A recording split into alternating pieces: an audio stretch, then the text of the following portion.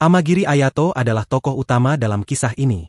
Suatu hari yang tampak biasa di sebuah kota modern, ia sedang berjalan santai di tengah keramaian. Tanpa diduga, sebuah sapu tangan melayang jatuh dari jendela sebuah gedung tinggi. Tak lama setelahnya, terdengar suara seorang gadis dari atas, nada suaranya terdengar kesal. Ayato pun langsung menyimpulkan bahwa sapu tangan itu miliknya. Tanpa pikir panjang, ia mengambil sapu tangan tersebut dan memutuskan untuk mengembalikannya. Dengan gerakan gesit, ia melompat menuju jendela asal benda itu jatuh, seolah itu adalah hal yang sangat biasa baginya. Namun sesampainya di jendela, Ayato tak sengaja melihat pemandangan yang membuatnya terdiam. Seorang gadis sedang berganti pakaian di dalam kamar. Tapi sebelum sang gadis sempat bereaksi, mari kita tarik sedikit ke belakang, untuk memahami dunia tempat kisah ini berlangsung. Beberapa dekade sebelum kejadian itu, dunia diguncang oleh sebuah bencana dahsyat bernama Invertia. Peristiwa ini meruntuhkan kekuasaan negara-negara besar dan mengguncang tatanan dunia. Sebagai gantinya, kekuatan politik beralih ke tangan para korporasi raksasa yang memiliki kekayaan dan teknologi luar biasa. Dunia berubah drastis, termasuk moralitas dan cara pandang masyarakat terhadap kekuasaan dan kekuatan. Namun, dari kehancuran itu juga muncul harapan baru. Invertia memicu kelahiran generasi manusia baru dengan kemampuan luar biasa. Mereka disebut Genestella, manusia yang memiliki kekuatan fisik dan sihir di luar batas normal. Anak-anak ini dikumpulkan di sebuah kota akademi terapung bernama Rika, atau lebih dikenal dengan sebutan Asterisk. Di sanalah para remaja terkuat berlatih dan bersaing dalam berbagai turnamen bergengsi. Kembali ke Ayato, ternyata ia juga merupakan seorang Genestella. Inilah alasan mengapa ia bisa dengan mudah melompat ke lantai 5 tanpa kesulitan. Dan disinilah pertemuannya dengan gadis berambut merah muda bernama Alicia terjadi. Yang mengejutkan, Alicia sama sekali tidak marah meski dipergoki dalam keadaan yang canggung. Ia justru tetap tenang, menyelesaikan urusannya, lalu mengucapkan terima kasih atas pengembalian sapu tangan yang ternyata sangat berharga baginya. Namun suasana damai itu tak bertahan lama. Begitu Alicia selesai berpakaian, ia mendadak menyerang Ayato dengan kekuatan sihir yang meledak-ledak. Ayato dengan refleks menghindar dan langsung melompat keluar dari kamar. Ia sadar bahwa gadis itu adalah seorang strega, pengguna sihir tingkat tinggi. Serangan itu berhasil dihindarinya, membuat Alicia tampak terkejut. Marah karena serangannya tidak berhasil, Alicia memutuskan untuk bertarung dengan lebih serius. Sementara itu, Ayato hanya bisa bingung dengan perubahan sikap mendadak gadis itu. Namun kemudian semuanya menjadi jelas. Menurut Alicia, masuk ke kamar asrama perempuan saat mereka sedang berganti pakaian adalah kesalahan besar yang tak bisa dimaafkan, meskipun itu tidak disengaja. Ayato dengan tenang menjelaskan bahwa ia hanya berniat mengembalikan sapu tangan milik Alicia, tanpa niat tersembunyi. Hari itu adalah hari pertamanya di Akademi Seidoukan, dan ia sama sekali tidak tahu bahwa tempat ia mendaki tadi adalah asrama khusus perempuan. Meski pada akhirnya Alicia memilih untuk mempercayainya, ekspresi kesal masih jelas terlihat di wajahnya. Dalam suasana tegang itu, mereka memutuskan untuk saling memperkenalkan diri. Ayato menyebutkan namanya, dan Alicia membalas dengan bangga memperkenalkan dirinya sebagai siswa peringkat kelima di akademi tersebut. Tak lama setelah perkenalan, Alicia dengan tiba-tiba menantangnya dalam sebuah duel. Jika Ayato menang, ia akan menganggap insiden itu selesai dan menerima permintaan maafnya. Namun, jika Alicia yang menang, maka ia berhak melakukan apapun terhadap Ayato. Keributan kecil ini mulai menarik perhatian para siswa lain yang penasaran dan berdatangan untuk menonton. Awalnya, Ayato menolak ajakan duel itu, dengan alasan belum memiliki pedang. Tetapi tanpa diduga, seseorang dari kerumunan melemparkan pedang ke arahnya, membuatnya tidak punya alasan lagi untuk mundur. Dengan enggan, Ayato menerima tantangan tersebut. Dalam duel di akademi, aturan utamanya sederhana. Siapa yang berhasil menghancurkan lencana lawan, dia yang menang. Saat duel dimulai, Alicia langsung menyerang agresif menggunakan tombak-tombak api. Namun semua serangannya dengan mudah dihindari oleh Ayato. Gerakannya begitu tenang dan presisi, membuat Alicia curiga, anak baru ini bukanlah siswa biasa. Seharusnya, siapapun di posisi Ayato sudah kalah sejak awal. Ingin membuktikan dugaannya, Alicia meluncurkan serangan terkuatnya. Sebuah bola api raksasa yang meledak hebat ketika hampir mengenai Ayato. Namun dengan ketenangan luar biasa, Ayato membelah ledakan tersebut menggunakan teknik pedangnya, lalu bergerak cepat mendekat untuk merebut lencana Alicia. Tapi tepat di saat kemenangannya hampir diraih, ia tiba-tiba merasakan sesuatu yang aneh. Sebuah ancaman mendekat dari arah lain.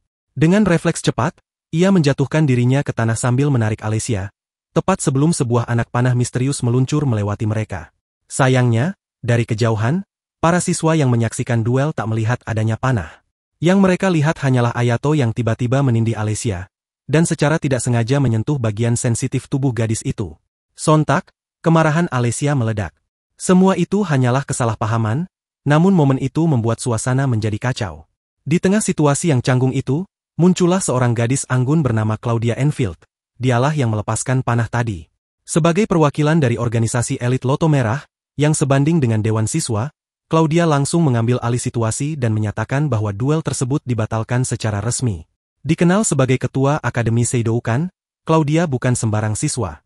Ia telah menjabat posisi itu bahkan sejak masa prasekolah, menjadikannya salah satu siswa dengan pengalaman terlama di institusi tersebut, sesuatu yang bahkan diidamkan banyak perusahaan besar di dunia nyata. Ia lalu menjelaskan kepada Ayato dan Alicia bahwa selain Akademi Seidoukan, masih ada 5 akademi lainnya, Harlequin, Queen Belle Girls, Saint Gala, Gong Seventh Institute, dan Ray Wolf Black Institute. Keenam akademi ini secara rutin bertanding setiap tahun dalam sebuah turnamen bergengsi bernama Vesta, atau Venice, di mana para peserta, manusia yang telah berevolusi melalui kekuatan Genestella, bertarung demi kehormatan dan kejayaan akademi mereka. Meski tampak seperti akademi biasa, tempat ini menyimpan daya tarik yang luar biasa, sebuah janji manis. Siapapun yang berhasil menjadi juara dalam turnamen Vesta akan mendapatkan satu permintaan yang dikabulkan, selama masih dalam batas kemungkinan. Namun, berbeda dari siswa lainnya yang terpikat hadiah itu, Ayato tidak tertarik sedikit pun. Tujuan utamanya jauh lebih pribadi. Ia bergabung ke akademi ini demi mencari jejak kakak perempuannya yang pernah menghilang secara misterius di tempat yang sama. Dalam salah satu pertemuan pribadi, Claudia menunjukkan data tentang seorang siswa perempuan yang mendaftar 5 tahun lalu namun keluar hanya setelah 6 bulan. Sayangnya, sebagian besar data telah dihapus dan wajah dalam foto tak terlihat jelas. Meskipun begitu, Ayato merasa yakin bahwa itu adalah kakaknya. Instingnya mengatakan demikian, dan ia berpegang pada keyakinan itu. Claudia kemudian mengungkapkan informasi mengejutkan lainnya. Kakak Ayato, meskipun tidak tercatat pernah mengikuti Vesta, pernah memiliki senjata legendaris bernama Pedang Iblis dari Tungku Hitam. Senjata itu menyimpan riwayat pertarungan para penggunanya, tapi kini hanya menyimpan satu catatan terakhir. Menariknya, pedang tersebut ditemukan Akademi 5 tahun lalu, waktu yang sangat berdekatan dengan kepergian kakaknya, membuat kemungkinan itu makin kuat. Tidak hanya itu, Claudia juga menyatakan bahwa sebenarnya Ayato sudah lama terdaftar sebagai siswa. Ia hanya menyembunyikan fakta tersebut, bahkan dari Alicia, demi menjaga tujuannya tetap tersembunyi. Beberapa waktu kemudian, Ayato mulai mengikuti kelas dan secara kebetulan duduk di sebelah Alicia. Meski masih kesal, Alicia mengakui niatnya untuk membalas kebaikan Ayato karena telah menolongnya pagi itu. Setelah kelas usai, Ayato berkenalan dengan seorang siswa bernama Yabuki, yang ternyata akan menjadi teman sekamarnya. Dalam perjalanan menuju asrama, Yabuki membocorkan sebuah rahasia besar. Alicia bukanlah gadis biasa. Ia adalah putri pertama dari kerajaan Li Elania, salah satu kerajaan yang bangkit kembali di Eropa pasca peristiwa Invertia. Bukan hanya darah bangsawan yang mengalir dalam dirinya, tapi juga kekuatan langka dari gen Estella. Gen Estella adalah kemampuan khusus yang hanya dimiliki oleh segelintir orang. Mereka yang memiliki gen ini disebut sebagai Estregar, wanita dengan hubungan unik terhadap energi mana, yang memberdayakan mereka jauh melampaui batas manusia biasa. Mendengar penjelasan itu, Ayato cukup terkejut.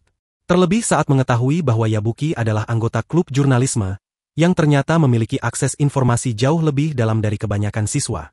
Di waktu berikutnya, Ayato mengembalikan pedang yang sebelumnya ia pinjam.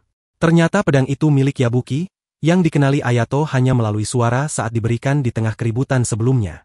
Di sisi lain, Yabuki yang penuh rasa ingin tahu, diam-diam menguping pertengkaran sengit antara Alicia dan seorang siswa lain bernama Lester, yang juga merupakan bagian dari struktur Page One, kelompok elit berisi 12 siswa teratas di akademi. Meski Lester memiliki peringkat lebih tinggi, ia belum pernah menang dalam 3 duel melawan Alicia. Namun, ia tetap terus menantangnya. Kali ini, Alicia menolak. Baginya, pertarungan dengan Lester hanyalah buang-buang waktu. Fokusnya kini tertuju pada kemenangan di Vesta, demi sebuah tujuan pribadi yang belum ia ungkapkan. Sikap gigih dan tekad kuat itu membuat Ayato semakin kagum padanya. Dalam sebuah kilas balik masa lalu, terlihat Ayato kecil tengah bersitegang dengan kakak perempuannya. Ia tidak bisa menerima kenyataan bahwa dirinya dilarang membela sang kakak dari 3 orang yang menghina. Dengan penuh amarah dan keberanian, Ayato bersikeras ingin melindungi. Namun sang kakak mengingatkan dengan tegas, kekuatan Ayato terlalu besar untuk digunakan sembarangan. Jika tidak hati-hati, Bukan hanya orang lain yang terluka, tetapi Ayato sendiri bisa menjadi korbannya. Meski demikian, sang kakak berkata bahwa suatu saat nanti akan datang waktu yang tepat di mana Ayato akan memahami untuk apa kekuatan itu sebenarnya diberikan. Dengan tatapan penuh keyakinan, Ayato menjawab bahwa ia akan menggunakan kekuatannya untuk melindunginya. Momen penuh emosi itu pun menjadi akhir dari kilas balik tersebut. Kisah kembali ke masa kini. Di tengah keheningan malam, Ayato terbangun di kamarnya. Tidak lama kemudian, ia memutuskan untuk jogging pagi lebih awal dari biasanya. Sambil berlari, pikirannya melayang ke peristiwa yang terjadi antara Alicia dan Lester. Saat itu, suasana di antara mereka mulai memanas, dan Ayato memilih untuk ikut campur. Reaksi Lester sangat cepat. Ia langsung mengenali Ayato dan terlihat tidak senang. Rupanya, kemarahannya berasal dari rasa frustrasi karena Alicia menolak tantangan duel darinya. Namun Lester segera tahu bahwa pagi harinya, Alicia telah bertarung melawan murid baru, dan hal itulah yang membuat emosinya meledak. Di saat itulah Lester, dengan emosi belum mereda, kembali mendatangi Alicia dengan maksud menantangnya sekali lagi. Namun ketika melihat Ayato berada di sana, ia justru mengalihkan sasarannya. Ia merasa ini adalah kesempatan untuk melampiaskan amarahnya. Tapi tiba-tiba, Yabuki muncul sambil merekam semua yang terjadi. Tujuannya? Untuk dimuat di koran sekolah. Tekanan publik itu membuat Lester berpikir 2 kali. Akhirnya, ia memutuskan untuk mundur, namun tidak sebelum menyampaikan bahwa ia belum menyerah untuk membalas dendam terhadap Alicia. Setelah keributan itu, Ayato terlihat bingung. Ia tidak memahami alasan di balik pertarungan tersebut. Bagaimana bisa seorang putri kerajaan seperti Alicia rela bertarung di tempat seperti ini? Dengan nada datar, Alicia menjawab bahwa semua ini karena uang. Ia membutuhkan dana dan satu-satunya jalan cepat adalah dengan menang dalam kompetisi. Untuk bisa mengikuti turnamen Venice, ia terlebih dahulu harus mendapatkan kemenangan dalam duel, karena ajang ini hanya bisa diikuti dalam format berpasangan. Sayangnya, sampai saat ini Alicia belum memiliki partner. Kepribadiannya yang tertutup membuatnya sulit untuk menjalin hubungan dengan orang lain. Ia juga menambahkan bahwa siapapun yang ingin menjadi pasangannya haruslah memenuhi kriteria yang sangat tinggi, setidaknya berada di peringkat page 1, memiliki kecerdasan, tekad yang kuat, serta hati yang mulia seperti seorang ksatria sejati. Mendengar semua itu, Ayato tidak langsung menjawab. Namun sebagai bentuk balas budi, ia meminta agar Alicia bersedia menunjukkan area akademi dan kota tempat tinggal mereka. Permintaan itu disambut dingin, tapi disetujui. Mereka sepakat, keesokan harinya sepulang sekolah mereka akan mengelilingi lingkungan akademi, sementara hari libur nanti akan dimanfaatkan untuk menjelajahi kota bersama.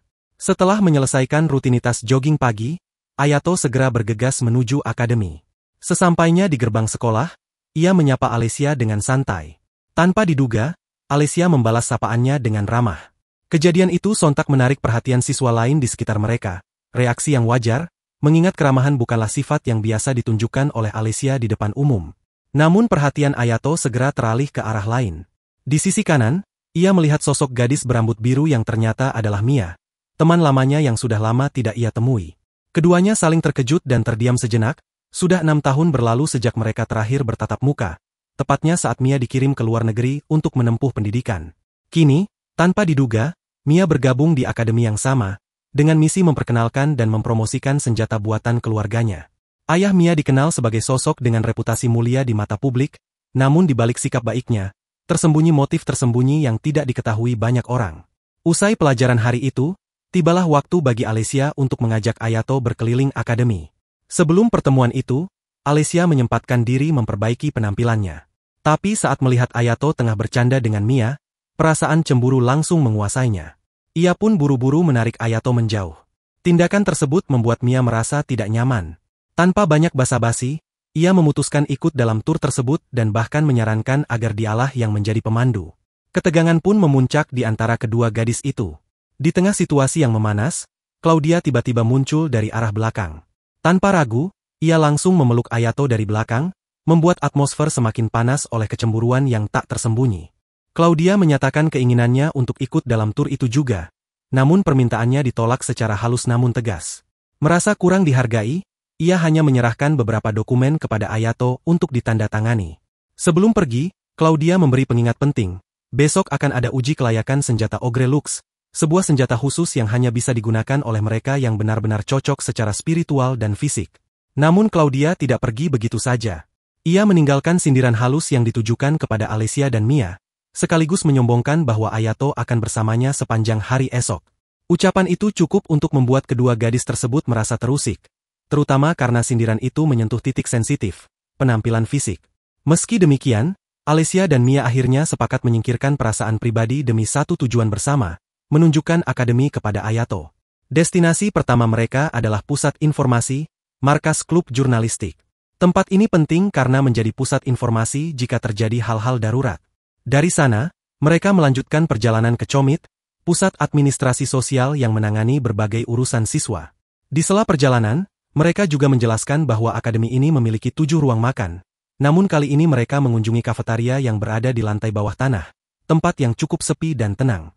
Saat berjalan, Alicia memperhatikan Mia yang tampak agak linglung. Dalam hati, ia mulai ragu apakah Mia memang cocok memandu tur ini. Untuk meredakan ketegangan, Ayato memutuskan membeli minuman sebagai alasan agar mereka bisa beristirahat sejenak. Begitu Ayato menjauh, Mia memanfaatkan momen itu untuk bertanya langsung, mengapa Alicia tampak begitu peduli memperkenalkan akademi kepada Ayato? Alicia, dengan nada datar tapi jujur, menjawab bahwa semua ini hanyalah bentuk tanggung jawab atas insiden duel mereka sebelumnya. Meski sederhana, jawaban itu menyeratkan perasaan yang belum sepenuhnya terucap. Jawaban Mia benar-benar mengejutkannya sendiri. Ia tahu, duel melawan Ayato bukanlah sesuatu yang bisa dianggap enteng. Bila pertarungan itu benar-benar terjadi, besar kemungkinan Alicia akan terluka parah, atau lebih buruk, kalah telak. Sebagai seseorang yang mengenal kekuatan Ayato, Mia menyadari bahwa kekuatan itu bukan hanya luar biasa, tapi bahkan bisa jadi melampaui dirinya dan Alicia. Merasa diremehkan, Alicia pun tersinggung. Tanpa pikir panjang, ia mencoba memulai duel.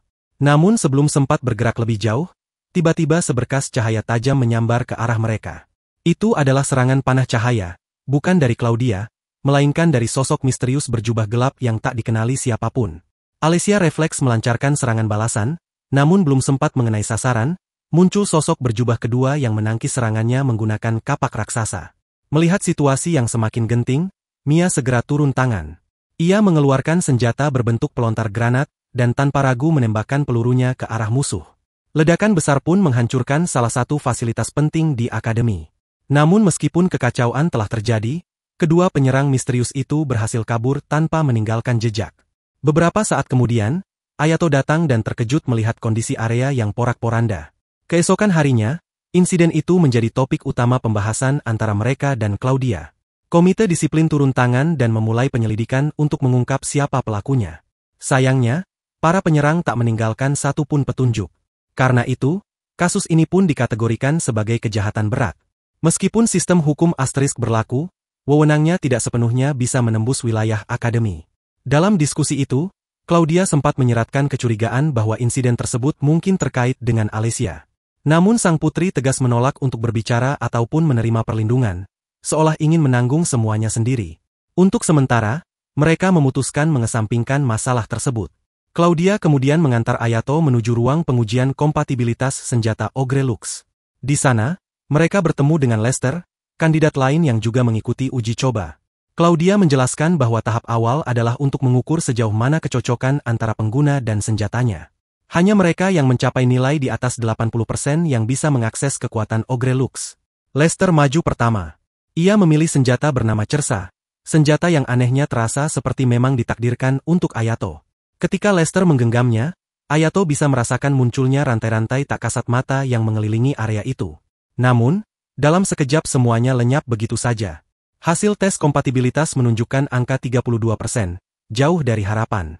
Itu berarti Lester tidak layak menggunakan Cersa. Namun ia menolak menerima kenyataan itu. Dengan ego yang membuncah, ia tetap memaksa menggunakan senjata tersebut. Tapi Cersa, yang diakini memiliki kehendak sendiri, bereaksi negatif. Bahkan kompatibilitas Lester turun drastis hingga ke angka negatif, memicu respons agresif dari senjata yang hampir saja mencelakainya. Tepat saat itu, Ayato kembali melihat rantai-rantai tak kasat mata muncul mengelilingi Cersa. Anehnya, senjata itu kini mulai mengarah padanya, seakan sedang mengajaknya berduel. Merespons tantangan itu, Ayato melangkah maju perlahan, tangannya terulur, bersiap untuk menggenggam senjata yang mungkin memang telah menunggunya sejak awal. Setelah melalui berbagai percobaan yang melelahkan, akhirnya Ayato berhasil menyatu dengan senjatanya. Tingkat kecocokan mereka mencapai angka mencengangkan, 97%. Itu artinya, ia kini mampu menggunakannya secara penuh tanpa batasan.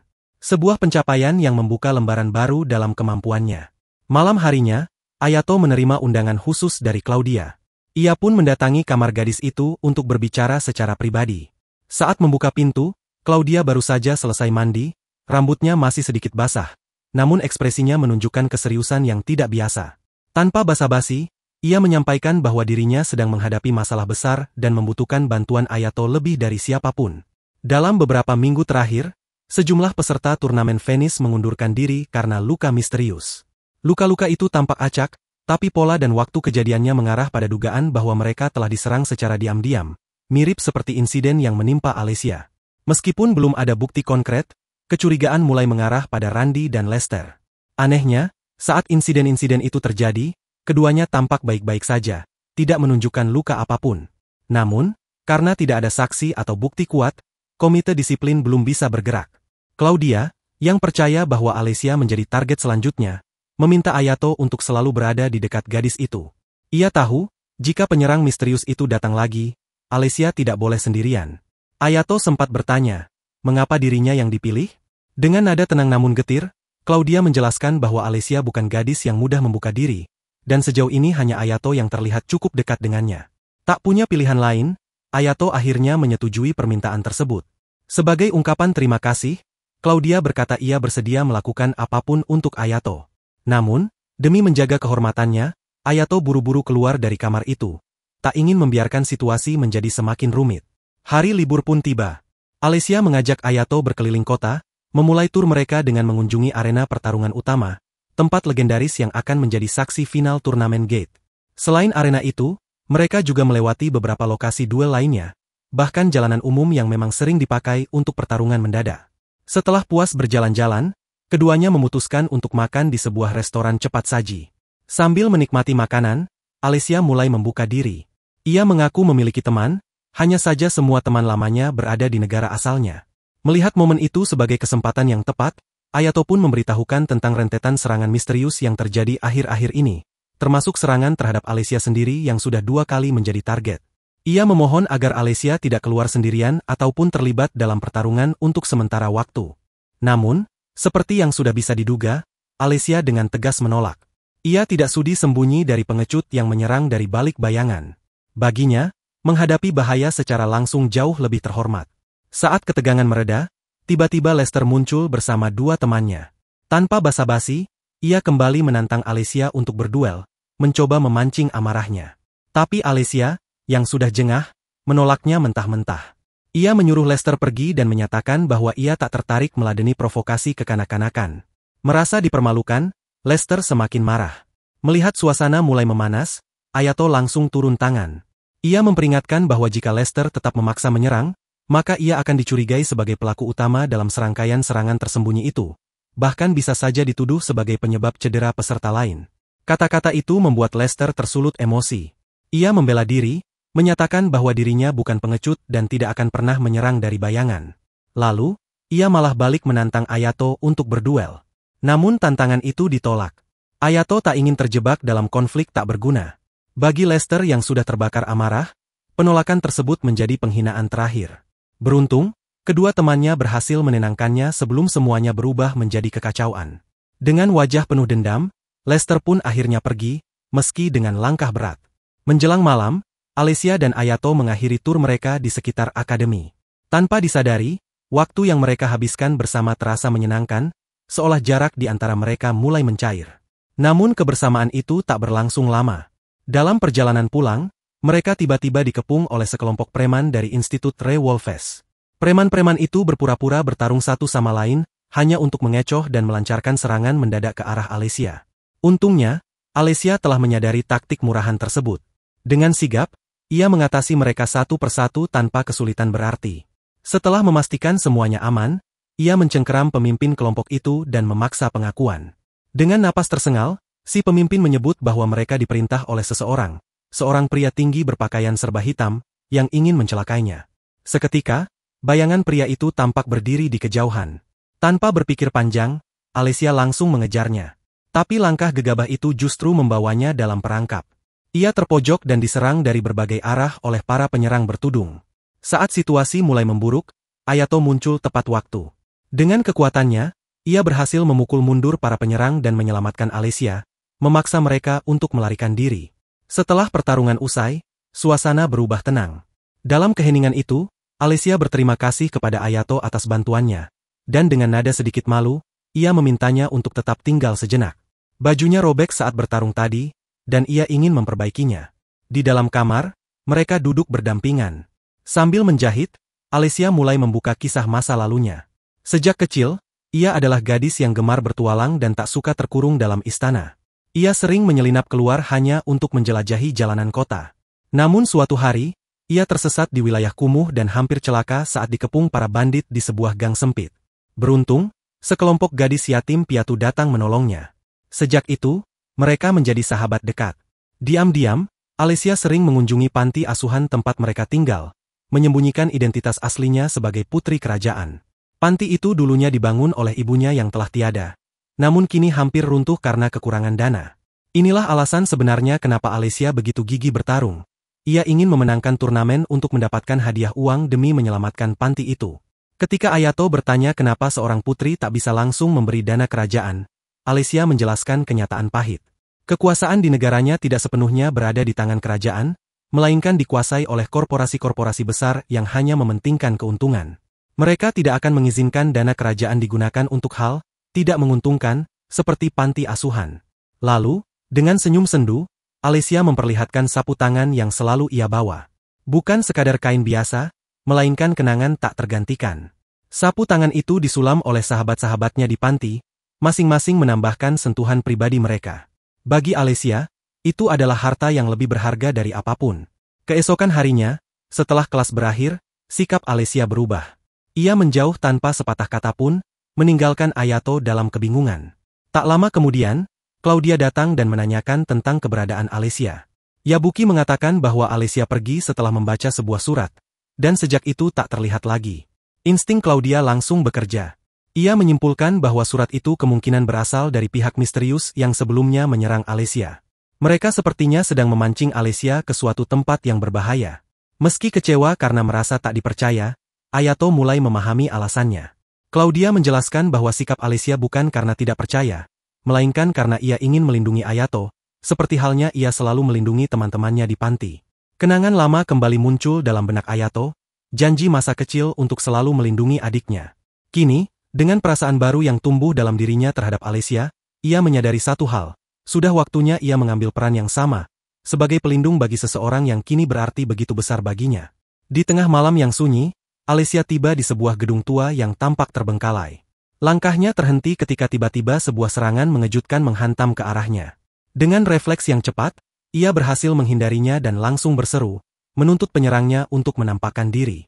Dari balik bayangan, muncullah Norman, salah satu teman Lester. Sejak hari sebelumnya, Alicia memang sudah mencurigai pria ini, terutama setelah melihat bagaimana Norman menenangkan Lester, mencegahnya melanjutkan duel. Kini, semua kecurigaannya terbukti. Norman sendiri mengakui bahwa semua itu adalah bagian dari rencananya, jebakan licik agar Alicia terpisah dari Ayato, satu-satunya orang yang bisa melindunginya. Tujuannya sederhana namun kejam, menyingkirkan Ayato terlebih dahulu. Namun, bukan berarti Norman tidak memberi pilihan. Ia menawarkan kesepakatan, jika Alicia mundur dari turnamen Venice, maka Ayato akan dibiarkan hidup. Tapi dengan sorot mata penuh keyakinan, Alicia menolak mentah-mentah. Ia bersumpah akan mengalahkan Norman dengan kekuatannya sendiri, tanpa bantuan siapapun. Ketegangan makin memuncak saat Lester tiba-tiba muncul di tempat itu. Rupanya, ia datang setelah mendengar kabar tentang tindakan Norman. Dengan nada kecewa, Lester mengungkap bahwa dirinya sebenarnya telah disewa oleh akademi lain untuk melemahkan para peserta Venice. Namun, ia tidak pernah menyangka bahwa sahabatnya sendiri akan mengkhianati kepercayaan mereka. Tapi bukannya menyesal, Norman malah tertawa sinis. Baginya, di kota ini, semua orang adalah musuh. Emosi meledak. Lester, yang tak bisa lagi membendung amarahnya, langsung menyerang Norman dengan niat membunuh. Namun, sebelum serangannya mencapai sasaran, 3 sosok bertudung tiba-tiba muncul dan menahannya. Mereka bukan manusia, melainkan boneka kendali ciptaan Norman. Dan itu baru awalnya, karena tak lama kemudian, lebih banyak boneka bermunculan, hingga jumlahnya mencapai 128.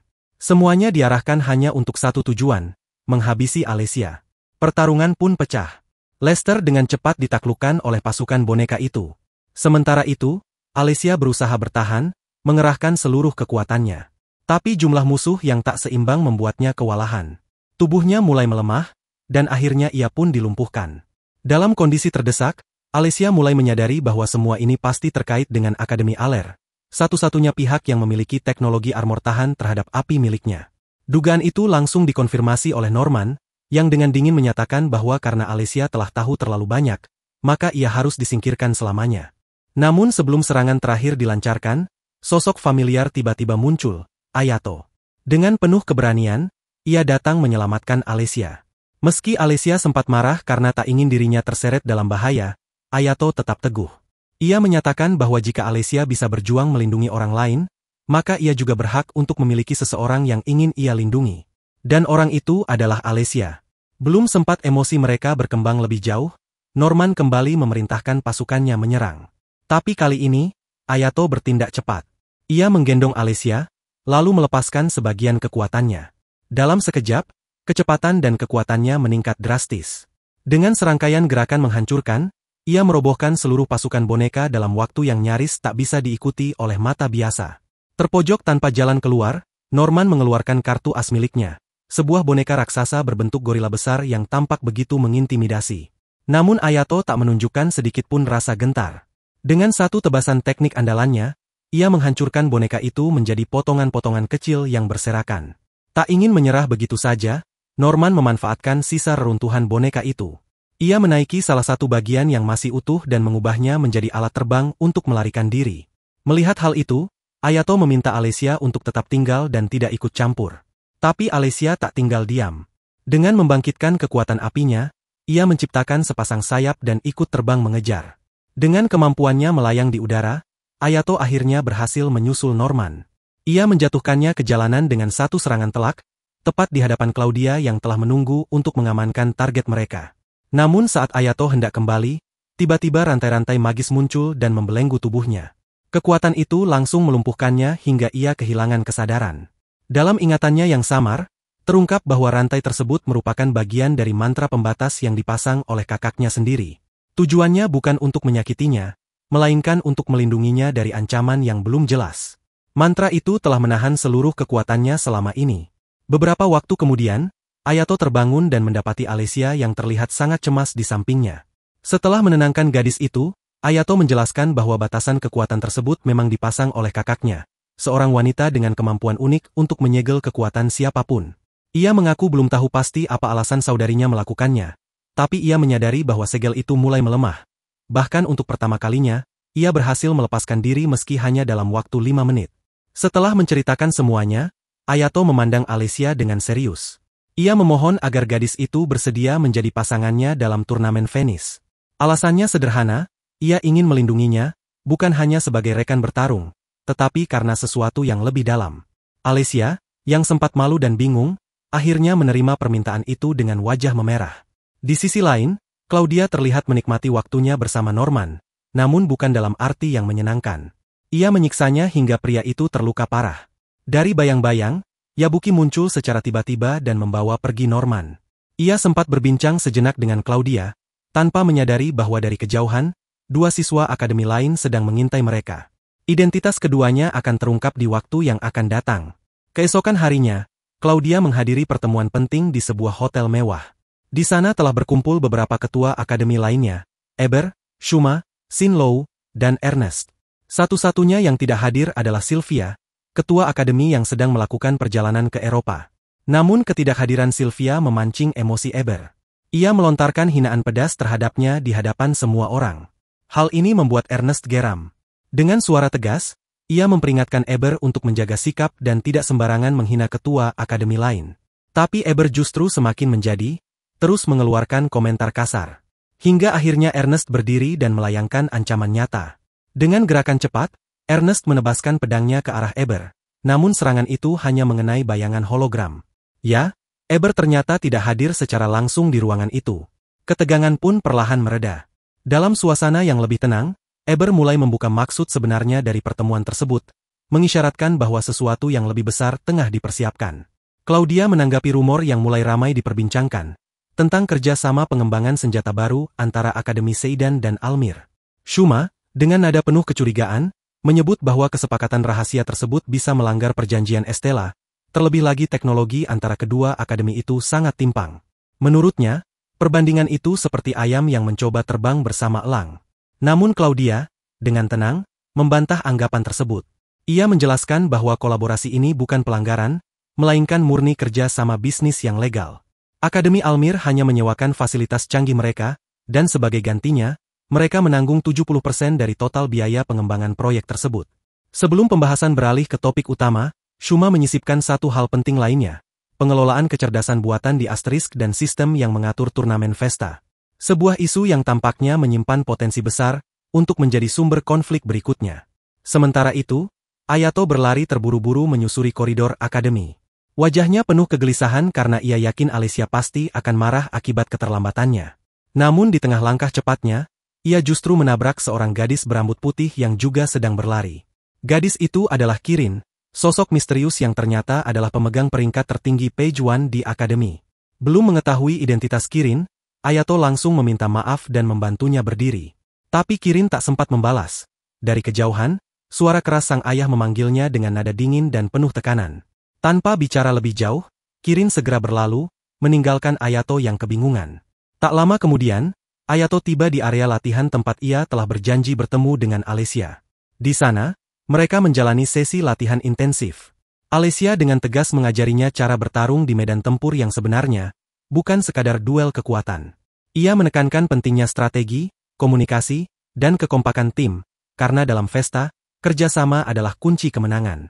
Di sisi lain, Ayato masih berjuang mengendalikan pelepasan kekuatan penuhnya, yang saat ini hanya mampu bertahan selama 3 menit sebelum tubuhnya kehabisan energi. Meski begitu, Alicia tetap yakin bahwa 3 menit saja sudah cukup untuk menjatuhkan mayoritas peserta di level menengah. Ketika ditanya soal petarung lain yang lebih kuat darinya, Alicia menjawab dengan lirih bahwa jumlahnya jauh lebih banyak dari yang bisa dibayangkan. Ia menyebut nama Ernest dan Xin Lo, yang terakhir belum bisa bergabung karena masih terlalu muda. Mendengar itu, Ayato menyebut Orphela, gadis brutal yang pernah menjuarai turnamen Lobus 2 kali berturut-turut. Nama itu membuat Alicia sejenak terdiam, ekspresinya berubah dingin, seakan mengingat kisah lama yang enggan ia ungkapkan. Ia hanya berkata bahwa mereka masih punya keunggulan, karena berada di pihak Ceksta, kelompok yang kekuatannya belum benar-benar diperlihatkan di medan tempur. Alicia meyakini bahwa senjata yang dimiliki Ayato menyimpan potensi besar. Namun semua itu hanya bisa dilepaskan bila Ayato juga berani membuka seluruh kekuatannya. Ia mengingatkan bahwa waktu mereka tinggal 1 bulan lagi sebelum Vesta dimulai. Karena itu, ia memperingatkan dengan serius, jangan gunakan kekuatan pamungkasmu untuk hal-hal yang tak berarti. Tak lama setelah pulih dari luka-luka mereka, Mia dan Lester muncul di ruang pelatihan. Begitu masuk, Mia langsung terlibat adu mulut dengan Alicia tentang Ayato, sementara Lester memilih mendekati Ayato hanya untuk menyampaikan rasa terima kasihnya karena telah menyelamatkannya dari Norman. Suasana mulai tegang, tetapi semuanya berubah ketika Claudia datang bersama 2 siswa dari Akademi Alerin, Camila dan Hernesta. Dengan tenang, Claudia memperkenalkan kedua tamu barunya dan menjelaskan maksud kedatangan mereka. Akademi Seidan dan Alkin telah menyepakati kerja sama strategis untuk mengembangkan senjata baru bernama Lux. Hari itu, pertemuan berlangsung untuk menandatangani kontrak kerjasama antar akademi.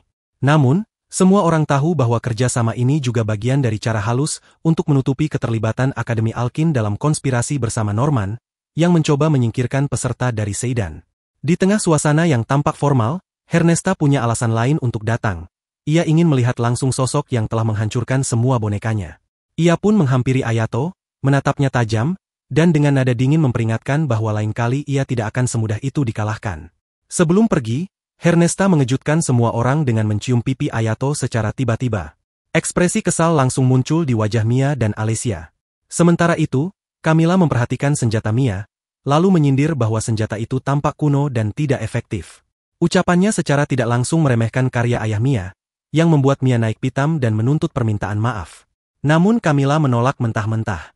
Ia mengingatkan bahwa ayah Mia dulunya adalah mentornya, tetapi telah diusir karena dituduh sebagai pengkhianat.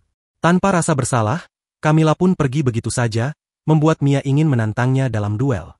Sayangnya, Camila terkenal sebagai seseorang yang enggan bertarung, karena menganggap duel hanya buang waktu. Melihat ketegangan itu, Hernesta menyarankan sesuatu yang masuk akal. Jika Mia benar-benar ingin membungkam Camilla, lakukanlah di turnamen Venice, tempat segalanya akan dibuktikan. Kebetulan, keduanya memang akan ikut serta dalam kompetisi tersebut. Setelah itu, Claudia mengakhiri pertemuan dan membawa para tamu dari Alerin pergi. Peristiwa itu menyalakan semangat Mia. Ia memutuskan untuk ikut serta dalam turnamen Venice dan tanpa ragu meminta Ayato menjadi partnernya. Namun permintaan itu langsung ditentang oleh Alicia, yang mengingatkan bahwa Ayato sudah menjadi pasangannya.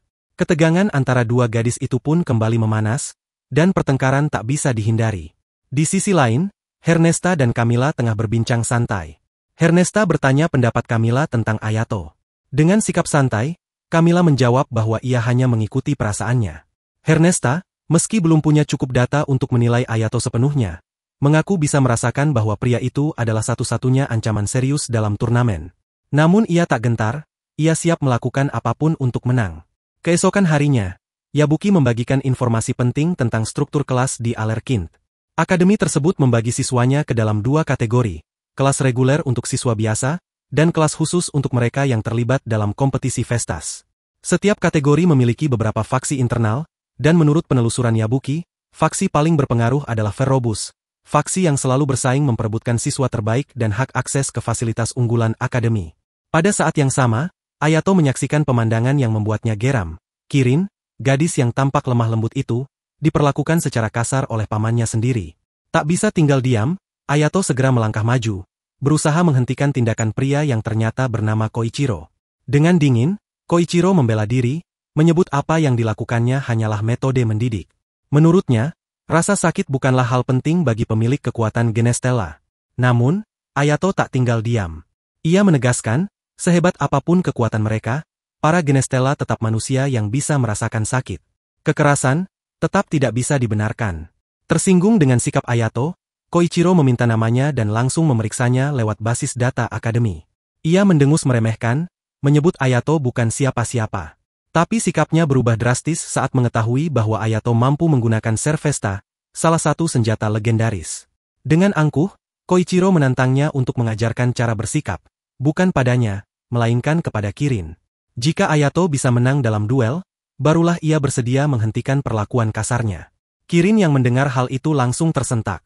Ia sadar betul apa yang dimaksud sang paman. Dirinya akan dipaksa bertarung melawan Ayato. Dengan suara penuh keraguan, ia mencoba menolak. Namun Koichiro membentaknya keras, memaksa Kirin untuk mematuhi. Bagi pria itu, ini soal reputasi dan keuntungan. Jika Kirin, murid peringkat 1, berhasil mengalahkan pengguna Servesta, namanya akan semakin harum, dan tentu saja, keuntungan finansial akan mengikuti. Dengan berat hati, Kirin menunduk dan meminta maaf. Ia menyambungkan lambang duel dengan Ayato. Dalam hatinya, ia berharap Ayato tidak ikut campur lebih jauh. Tapi Ayato sudah memutuskan. Melihat bagaimana Kirin diperlakukan, ia tak bisa mundur. Ia membangkitkan kekuatannya, berniat mengakhiri pertarungan secepat mungkin. Namun, kenyataannya tak semudah itu. Kirin bukanlah lawan sembarangan. Gerakannya cepat, presisi, dan sangat terlatih. Semua serangan Ayato berhasil dihindari dengan mudah. Pertarungan berlangsung sengit, menguras tenaga keduanya. Kekuatan Ayato mulai menipis, dan napasnya tersengal. Di tengah pertarungan itu, Alicia tiba-tiba muncul. Ia mendengar suara ribut dan kaget saat melihat Ayato sedang bertarung, sesuatu yang sebelumnya sudah dilarangnya. Kehadiran Alicia membuat Ayato gugup sejenak. Dan di momen itulah Kirin mengambil kesempatan. Dengan gerakan cepat, ia mendekat dan memotong lambang duel Ayato. Pertarungan berakhir. Ayato kalah. Ia bahkan lupa bahwa menghancurkan lambang adalah inti dari duel. Setelah kemenangan itu, Kirin berjalan pergi bersama pamannya. Di sisi lain, Alicia membantu Ayato bangkit sebelum kondisinya semakin memburuk. Namun jelas, percakapan serius akan terjadi nanti. Ia ingin tahu alasan dibalik tindakan nekat Ayato, melawan murid terkuat akademi dalam duel yang seharusnya bisa dihindari. Sementara itu, bukan pujian yang didapat Kirin dari pamannya. Justru kritik tajam menghujani. Koichiro menyebutnya lamban, bahkan menyindir bahwa kemenangannya tak berarti. Meski telah menang, di mata sang paman, Kirin tetap dianggap tidak berguna. Alicia berbicara dengan Ayato bukan karena marah atas keputusannya mengikuti duel, melainkan karena perlakuan kejam Koichiro terhadap Kirin. Meskipun pria itu adalah pamannya sendiri, Memperlakukan Kirin hanya sebagai alat adalah sesuatu yang menurut Alicia tak bisa dimaafkan. Ia bahkan berkata, jika berada di posisi Ayato, ia akan melakukan hal yang sama. Namun, bukan kemarahan yang dirasakan Alicia, melainkan kekecewaan. Ia kecewa karena sempat berharap Ayato akan menang. Apalagi lawan yang ia hadapi adalah murid terbaik akademi di usia yang masih sangat muda, 13 tahun. Pembicaraan mereka kemudian beralih. Alicia dengan jujur mengungkap bahwa di akademi ini, ada 3 orang yang tak pernah bisa ia kalahkan, sekeras apapun usahanya. Mereka adalah Claudia, Kirin, dan Ayato sendiri. Tak banyak yang tahu bahwa Claudia, meskipun terlihat lembut, menyandang peringkat 2 dan dijuluki Malaikat Maut. Julukan itu bukan tanpa alasan. Senjatanya, Ogre Lux bernama Pandora, memberinya kemampuan melihat 10 detik ke masa depan. Sejak masuk akademi, Claudia belum pernah mencicipi kekalahan. Hal serupa juga berlaku untuk Kirin. Meskipun ia bukan strega seperti Alicia dan tidak menggunakan senjata sihir, Kirin hanya mengandalkan keterampilan pedang dan insting tajam. Ia tetap menjadi peringkat 1 hanya dengan sebilah katana. Melihat kenyataan itu, mereka sadar bahwa jika ingin menang di pesta, strategi lama tak bisa lagi digunakan. Mereka harus merombak cara bertarung, dan itu berarti Ayato butuh lambang baru untuk memasuki turnamen. Maka ia pun mencari Claudia, yang saat itu sedang bersantai di ruang istirahat akademi, mengenakan pakaian renang sambil berjemur santai. Setelah memberikan lambang baru kepada Ayato, mereka membahas duel melawan Kirin. Claudia mengaku terkejut mendengar duel itu bisa terjadi, namun setelah dijelaskan oleh Ayato, semuanya menjadi jelas. Akar masalahnya adalah pamannya, Koichiro. Koichiro diketahui bekerja untuk Hingga, salah satu kelompok korporasi besar yang menjadi penyokong utama Akademi Chokan. Ia memiliki pengaruh besar dalam sistem penerimaan siswa baru, membuatnya cukup berkuasa meskipun belum mencapai level dewan tertinggi. Karena ambisinya, ia terus mendorong Kirin untuk menjadi alat pencapaian tujuannya. Namun di balik itu, Kirin tampaknya juga memiliki tujuannya sendiri, alasan yang membuatnya bertahan meski terus diperlakukan kasar.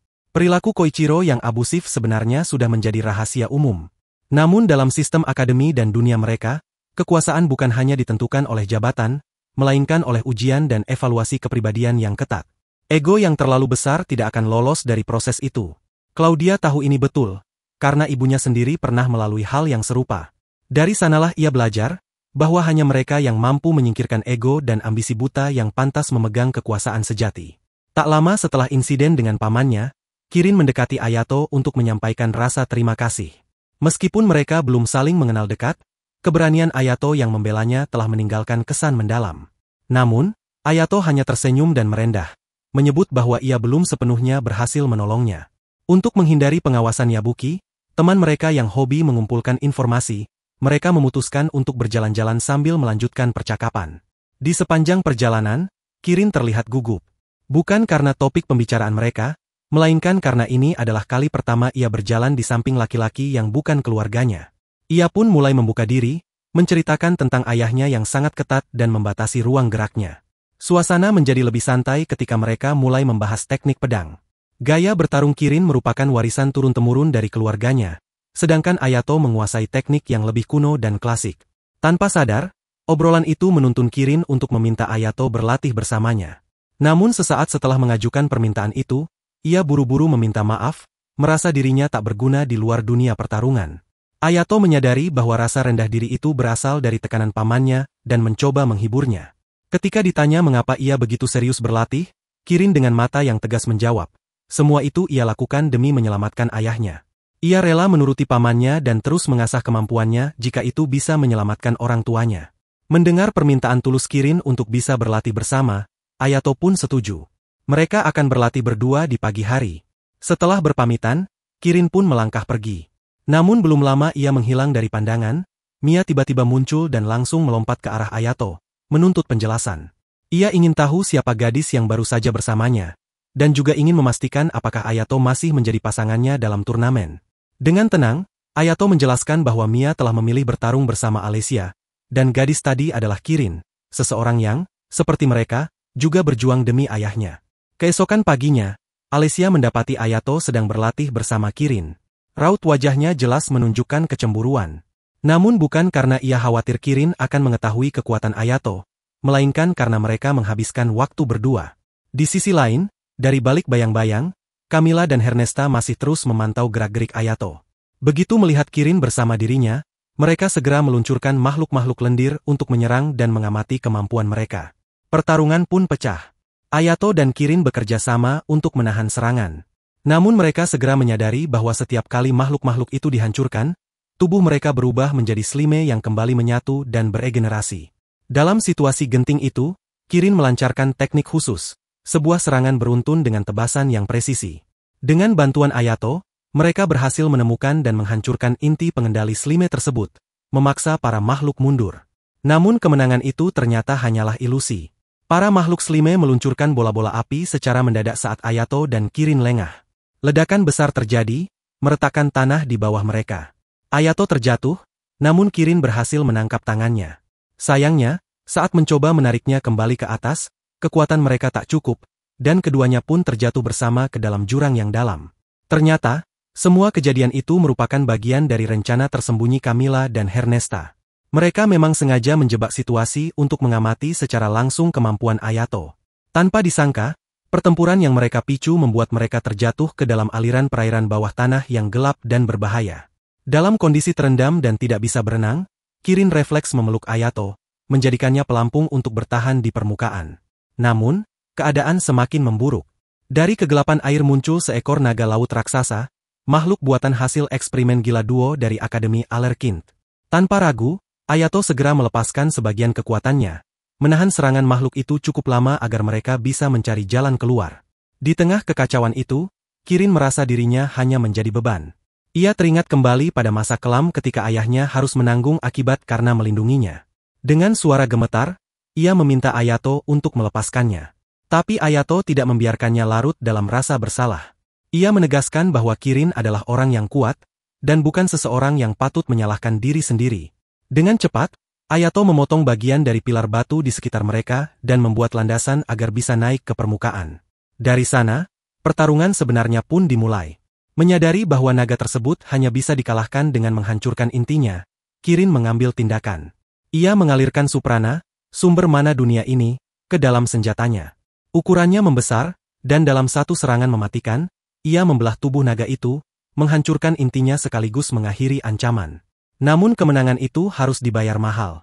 Ayato, yang lupa akan batasan penggunaan kekuatannya, mendadak tumbang. Segel sihir yang dipasang oleh adiknya untuk menahan kekuatannya aktif kembali, membuat tubuhnya melemah hingga ia kehilangan kesadaran. Beberapa saat kemudian, Ayato terbangun. Dalam kondisi masih lemah, ia menjelaskan kepada Kirin tentang segel yang membatasi kekuatannya dan alasan mengapa dirinya tidak bisa sembarangan melepaskannya sepenuhnya. Untuk menghindari kedinginan karena pakaian mereka yang basah, keduanya terpaksa menanggalkan pakaian luar dan menjemurnya. Dengan hanya pakaian dalam yang tersisa, suasana menjadi canggung namun juga jujur. Dalam keheningan itu, Kirin bertanya dengan polos, apakah Ayato punya hubungan khusus dengan Alesia? Jawaban Ayato yang netral membuat hati Kirin sedikit tenang. Ia merasa masih punya harapan. Perlahan ia mendekat, lalu membuka hatinya. Ia bercerita tentang masa lalu kelam ketika ayahnya dipenjara karena membunuh seorang perampok yang menyanderanya. Meski itu jelas pembelaan diri, karena sang ayah adalah pemilik kekuatan Genestella, ia tetap dianggap bersalah. Kirin mengakui bahwa saat itu ia bisa saja menyelamatkan diri sendiri. Tapi karena ketakutan, ia hanya diam membeku. Karena rasa bersalah itulah, ia memilih berlindung di bawah kendali pamannya, berharap bisa menjadi lebih kuat. Tapi Ayato tidak membiarkan Kirin terus-menerus hidup dalam bayang-bayang orang lain. Ia berjanji akan membantunya berdiri di atas kaki sendiri, agar Kirin bisa menentukan jalan hidupnya, bukan dipaksa oleh siapapun. Beberapa waktu kemudian, tim penyelamat berhasil menemukan mereka. Ketika semuanya sudah lebih tenang, Koichiro, paman Kirin, muncul dan berpura-pura menunjukkan kekhawatiran. Tapi dari nada bicaranya, jelas bahwa yang ia pedulikan bukanlah keselamatan Kirin, melainkan reputasinya sendiri. Ia menyebutkan bahwa dirinya tahu soal latihan Kirin bersama Ayato, dan karena itu, ia melarang keras pertemuan mereka berlanjut. Alasannya sederhana, ia tak ingin ada masalah dengan Akademi Alkin yang kini tengah mengawasi mereka. Namun, Kirin menolak mentah-mentah perintah pamannya. Dengan mata yang penuh keteguhan, ia menyatakan bahwa dirinya tidak ingin memutus hubungan dengan Ayato, karena terlalu banyak pelajaran berharga yang telah ia dapatkan darinya, dan ia masih ingin belajar lebih banyak. Penolakan itu memicu amarah sang paman. Ia menampar Kirin dengan keras, tetapi Kirin tetap berdiri tegak, menatap balik dengan tajam. Ketika pamannya mencoba melayangkan pukulan lagi, Kirin menghentikan tangannya dan dengan tegas menyatakan bahwa ia tak akan lagi hidup di bawah bayangannya.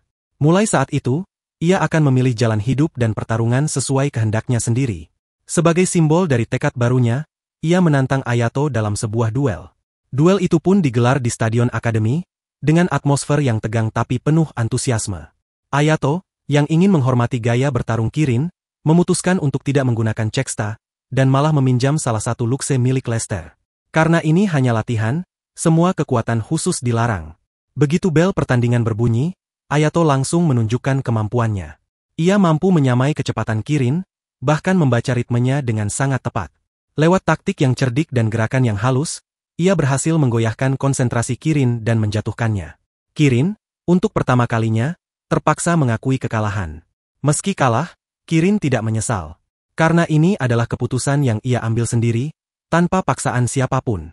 Dengan tulus, ia meminta izin kepada Ayato untuk bergabung dalam latihan mereka. Awalnya, Alicia sempat menunjukkan raut tidak suka dan menolak secara halus. Ada rasa cemburu dalam matanya. Namun akhirnya ia luluh, terlebih karena Mia sudah lebih dulu ikut dalam tim latihan mereka. Di saat suasana mulai membaik, Koichiro kembali muncul dengan wajah penuh kemarahan. Ia mencemooh keponakannya karena kalah secara memalukan, dengan menyerah. Ia berteriak bahwa satu-satunya cara Kirin bisa menang adalah lewat campur tangan dirinya. Ia bahkan mencoba menarik Kirin pergi secara paksa. Tapi kali ini, Kirin tidak tinggal diam. Saat Koichiro hendak memukulnya lagi, Ayato dengan sigap melindunginya dan memaksa pria itu mundur. Dalam keputusasaan, Koichiro melontarkan ancaman. Ia akan mengungkap masa lalu ayah Kirin kepada publik. Ancaman itu cukup serius, hingga membuat Claudia turun tangan. Ia menanggapi dengan ancaman balasan yang jauh lebih tajam. Claudia menegaskan bahwa ia tidak akan membiarkan nama baik salah satu siswi terbaik akademi dihancurkan. Ia juga mengingatkan bahwa ibu Kirin adalah sosok berpengaruh, dan jika perlu, ia bisa membuka semua aib Koichiro yang selama ini ditutup rapat. Terpojok dan tak punya pilihan, Koichiro akhirnya pergi. Sebelum benar-benar pergi, Kirin sempat berpaling. Ia menyampaikan rasa terima kasih kepada semua orang yang telah menemaninya sejauh ini, meskipun jalan yang dilaluinya tidak selalu mudah. Di tempat lain, Hernesta terlihat sedang menguji dua robot raksasa ciptaannya, mesin perang yang ia desain khusus untuk mengalahkan Ayato di turnamen mendatang. Setelah menganalisis semua data dari duel sebelumnya, Hernesta yakin bahwa rancangannya kali ini tidak akan gagal. Keesokan harinya, Mia dan Kirin menjalani latihan bersama. Mereka dipasangkan dalam sesi pertarungan melawan boneka tempur otomatis. Namun, kerja sama mereka masih belum mulus. Koordinasi yang kurang sinkron membuat mereka tertinggal jauh dari duet Ayato dan Alicia, yang tampil lebih solid dan efektif. Waktu makan siang di kantin menjadi sedikit berbeda. Popularitas Ayato mulai terlihat melonjak drastis.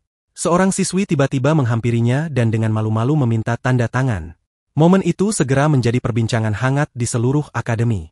Duelnya dengan Kirin telah mengangkat namanya sebagai siswa terkuat saat ini. Dari yang sebelumnya tak dikenal, Ayato kini menjadi pusat perhatian. Tak bisa dipungkiri, perubahan ini memicu rasa cemburu dari beberapa gadis yang selama ini diam-diam memperhatikannya. Alicia menunjukkan sesuatu yang mengejutkan. Tanda tangan Ayato ternyata telah dilelang secara online. Ia pun menyarankan agar Ayato mulai menolak permintaan duel dan tanda tangan, demi menjaga citra dan reputasinya. Di saat yang sama, topik utama di akademi adalah persiapan menuju turnamen Venice, dan Mia serta Kirin akhirnya memutuskan untuk menjadi pasangan dalam turnamen tersebut. Untuk bisa menjadi tim yang kuat, Mia merasa perlu menjalin kedekatan dengan Kirin. Maka mereka sepakat membolos dari latihan berikutnya demi bisa menghabiskan waktu bersama. Namun ternyata, keduanya sama-sama tidak tahu bagaimana memulai percakapan yang mendalam. Mia yang ceroboh dan cuek, dipadukan dengan Kirin yang pemalu dan penurut, menciptakan suasana kikuk yang membuat mereka hanya duduk diam bersebelahan. Berusaha mencairkan suasana, Mia mengajak Kirin pergi berbelanja. Mereka pun menuju kota dengan tujuan mencari hadiah ulang tahun untuk ayah Mia. Sayangnya, mereka kebingungan harus membeli apa. Kirin mengusulkan beberapa ide seperti dasi, minuman keras, atau makanan favorit, tapi semuanya ditolak karena tidak cocok dengan kepribadian ayah Mia. Saat ditanya seperti apa sosok sang ayah, Mia menjawab tanpa ragu. Dia ilmuwan gila yang selalu minta senjata baru di hari ulang tahunnya. Dari situlah ide muncul, mereka memutuskan pergi ke pasar gelap untuk mencari senjata unik. Di sana, mereka menemukan sebuah senjata tua dan rusak, namun desainnya langka dan sangat cocok dengan minat ayah Mia. Meskipun tidak lagi diproduksi karena cacat teknis, senjata itu menggunakan generator khusus hasil riset ayah Mia sendiri. Mereka yakin, meski rusak, ini adalah hadiah yang sempurna. Keesokan harinya, giliran Kirin yang menentukan kegiatan. Dengan pipi memerah dan suara pelan, ia meminta Mia untuk mengajarinya berenang. Mereka pun pergi ke taman air, dan Mia dengan sabar melatihnya dari teknik dasar, hingga mulai bisa menjaga keseimbangan di air. Setelah beberapa saat, Mia pergi membeli minuman, meninggalkan Kirin yang terus berlatih sendirian. Namun, latihan Kirin berubah jadi insiden ketika ia secara tidak sengaja menabrak seorang gadis lain di kolam. Karena belum bisa mengendalikan diri di air, tabrakan pun tak terhindarkan. Gadis itu awalnya marah dan sempat menantang Kirin bertarung. Tapi begitu tahu bahwa yang menabraknya adalah Kirin, si pedang petir berdaun, yang legendaris, ia langsung panik dan meminta maaf. Sayangnya, setelah tahu Kirin tidak bisa berenang, gadis itu malah mulai mengejek. Untungnya, Mia kembali tepat waktu dan langsung melemparkan botol minuman ke arah gadis tersebut, mengenai kepalanya dan membuatnya jatuh dari pelampung. Tak terima, gadis itu menantang Mia bertarung. Pertarungan berlangsung cepat, dan Mia keluar sebagai pemenang. Anehnya, insiden ini justru mempererat hubungan mereka bertiga. Dari yang awalnya canggung, kini Mia dan Kirin semakin percaya satu sama lain. Kedekatan itu membuat latihan mereka jauh lebih efektif, bahkan dalam waktu 1 hari saja, mereka berhasil melampaui skor yang sebelumnya dicapai oleh Ayato dan Alicia. Di tempat lain, suasana tegang menyelimuti sebuah ruangan yang dikenal sebagai kelas hukuman, sebuah tempat kelam yang lebih mirip penjara dibanding ruang belajar. Di sanalah Eber, ketua dari Institut Rewolf Black, berdiri bersama seorang gadis bernama Corona. Dinding ruang itu dingin dan sunyi, hanya dihiasi bayangan para siswa bermasalah yang dikurung dalam sel. Dari balik salah satu jeruji, mereka memanggil seorang gadis tangguh bernama Iren, menyampaikan misi penting, ikut serta dalam turnamen Phoenix dan kalahkan Ayato. Bagi mereka, keberadaan Ayato dan senjata Ogre Lux miliknya adalah ancaman serius yang tak bisa dibiarkan berkembang lebih jauh. Iren menerima tawaran tersebut, namun tidak tanpa syarat. Ia ingin kepastian bahwa adiknya aman.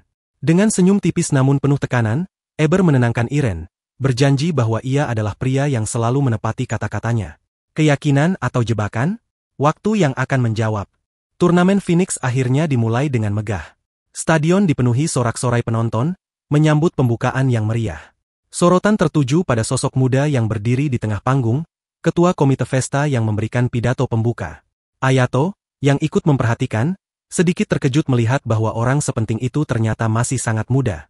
Alicia pun menjelaskan bahwa dulunya pria itu adalah siswa akademi, bahkan mantan juara Phoenix, sebelum akhirnya bergabung dalam komite setelah lulus. Dalam pidatonya, ketua komite mengumumkan perubahan besar dalam aturan pertarungan. Bila sebelumnya tak ada batasan dalam penggunaan Lux, kini beberapa aturan baru diperkenalkan. Salah satunya, boneka mekanik kini boleh digunakan. Aturan ini diklaim netral, namun semua tahu, keputusan ini jelas menguntungkan Akademi Alkin, yang diam-diam telah menyiapkan 2 unit robot tempur untuk bersaing dalam turnamen. Meski sempat terdengar desas-desus tentang kecurangan yang terjadi di balik layar, sang ketua tidak mengulasnya lebih lanjut. Ia menutup pidatonya dengan tegas, mengisyaratkan bahwa pesta pertarungan telah dimulai. Para peserta diminta bersiap menuju arena masing-masing sebelum waktu habis. Sementara itu, Ayato dan Alicia, yang masih punya waktu sebelum giliran bertanding, memutuskan mencari makan. Di tengah perjalanan, mereka berpapasan dengan Lester, yang diketahui akan turun bertanding bersama temannya, Randy. Sebagai bentuk terima kasih karena pernah meminjamkan senjatanya, Ayato mengajak Lester makan bersama. Namun Lester menolak. Dengan nada dingin, ia menegaskan bahwa dirinya tidak mencari teman, hanya satu hal yang ia inginkan, agar Ayato tidak tumbang terlalu cepat. Ia ingin berhadapan langsung dengannya nanti. Tiba-tiba, Mia muncul dengan ceria, memberitahu bahwa ia dan Kirin telah menyiapkan makanan untuk Ayato. Saat membuka bungkusan makanan itu, terlihat banyak bola nasi, cukup untuk beberapa orang. Melihat itu, Alicia tak bisa menyembunyikan rasa kecewanya. Ia yang tadinya berencana makan spesial bersama Ayato kini harus menerima kenyataan bahwa semuanya sudah diatur orang lain. Namun Ayato tidak ingin mengecewakan siapapun. Karena makanannya cukup banyak, ia memutuskan membaginya kepada keempat orang yang ada. Mereka pun pergi ke ruang ganti, menikmati makan siang bersama dengan tawaringan yang mengisi jeda sebelum pertarungan besar dimulai. Setelah selesai, mereka beristirahat sejenak, mempersiapkan diri untuk menyaksikan pertandingan pertama yang akan segera dimulai. Salah satu pembawa acara muncul di layar raksasa, menjelaskan kembali aturan utama kompetisi sebelum pertandingan dimulai. Pesta ini akan berlangsung selama kurang lebih 2 minggu, dimulai dari babak penyisihan yang mempertemukan 256 tim peserta untuk memperebutkan 32 posisi teratas. Setelah penyisihan, akan dilakukan undian ulang untuk menyusun kembali struktur turnamen. Dalam setiap pertandingan, kemenangan ditentukan jika kedua lambang milik sebuah tim dihancurkan, atau jika salah satu peserta tidak sadarkan diri maupun menyerah. Menariknya, seluruh proses penilaian hingga pengumuman hasil dilakukan secara otomatis oleh sistem.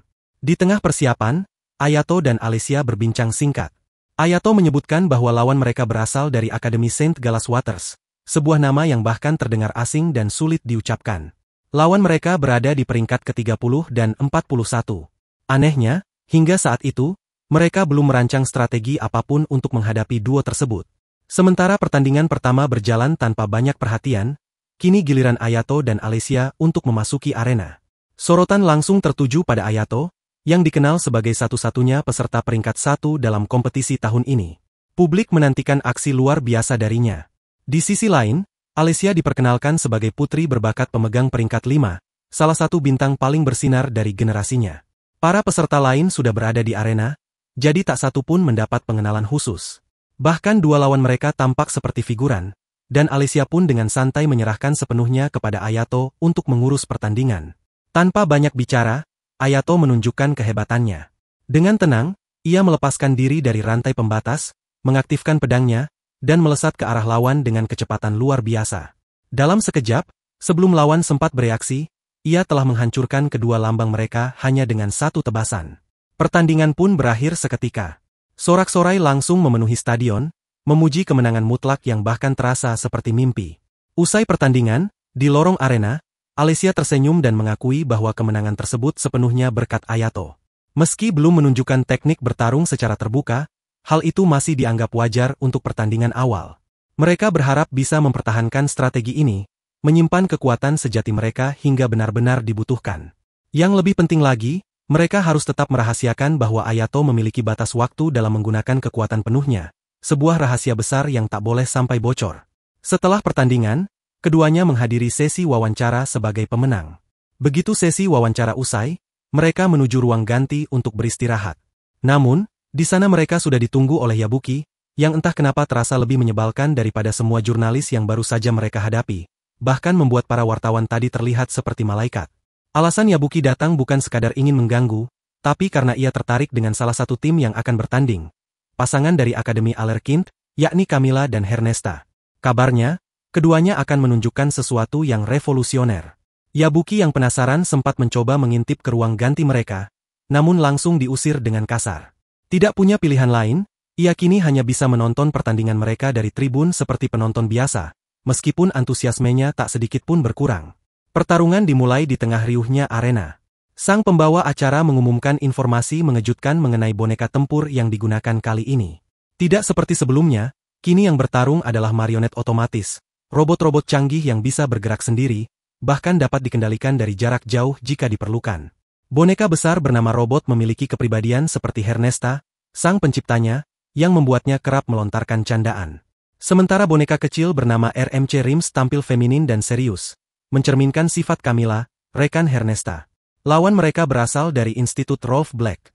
Salah satu peserta bernama Moritz, seorang Page One, merasa terhina karena harus bertarung melawan mesin, bukan manusia. Ketika pertarungan dimulai, Moritz melompat maju melawan robot, sementara rekannya menghadapi Rims. Dengan teknik unik, Moritz melapisi lengannya dengan angin berputar menyerupai bilah pedang dan menyerang robot dari berbagai arah. Namun robot tetap berdiri diam, terlindungi oleh perisai kuat. Dengan santai, ia menyatakan bahwa dalam waktu 1 menit, semua serangan itu takkan berarti apa-apa, dan berharap lawannya akan menyerah sendiri. Waktu berlalu, dan benar saja, serangan Moritz tak membuahkan hasil. Tepat 1 menit kemudian, robot membalas dengan satu serangan telak dan menjatuhkan Moritz seketika. Rims pun tak kalah gesit, mengalahkan lawannya dengan presisi. Kemenangan instan ini membuat penonton terkejut dan bersorak.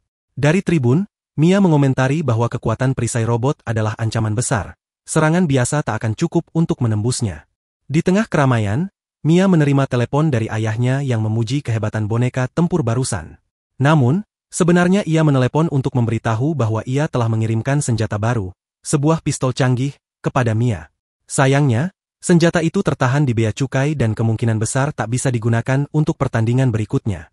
Tak ingin kehilangan kesempatan, Mia memutuskan untuk segera pergi mengambilnya, ditemani oleh Kirin.